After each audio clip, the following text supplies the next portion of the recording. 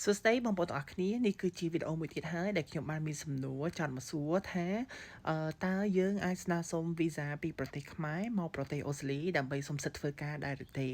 ចម្លើយគឺមាន2នៅក្នុងវីដេអូមួយនេះចម្លើយទី1បើសិនជាយើងស្នើសុំជាវីសាធ្វើការតែម្ដងជាពលករគឺអត់បានទេហើយអាស្រ័យទី1ទៀតបើសិនជាយើង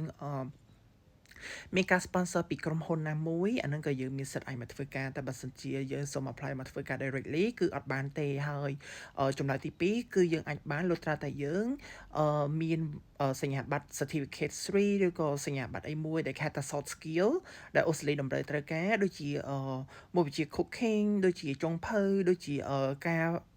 អាស្រ័យពេទ្យអីផ្សេងៗហ្នឹងអញ្ចឹងអូស្ត្រាលីយើងអាចតម្រូវការគឺយើងអាចធ្វើការapply working visa បានតែបើសិនជាកូនសិស្សដែលរស់នៅក្នុងប្រទេសអូស្ត្រាលីពេលដែលរៀនចប់គឺយើងអាច apply សុំសិទ្ធិធ្វើការបាន100%តែម្ដងអញ្ចឹងខ្ញុំសង្ឃឹមថាវីដេអូនេះធ្វើឲ្យបងប្អូនយល់កាន់តែច្បាស់ជៀសវាងការបោកប្រាស់និងតាមក្រុមហ៊ុនផ្សេងៗហើយខ្ញុំមិនសំដៅទៅលើក្រុមហ៊ុនមួយណាទេហើយនេះគឺជាវីដេអូដែលខ្ញុំបានស្រាវជ្រាវនៅក្នុងប្រទេសអូស្ត្រាលីតែប៉ុណ្ណោះដែលខ្ញុំបានការដឹងហើយខ្ញុំបានដឹងថាតើ immigration ឬក៏ home affairs ធ្វើការ update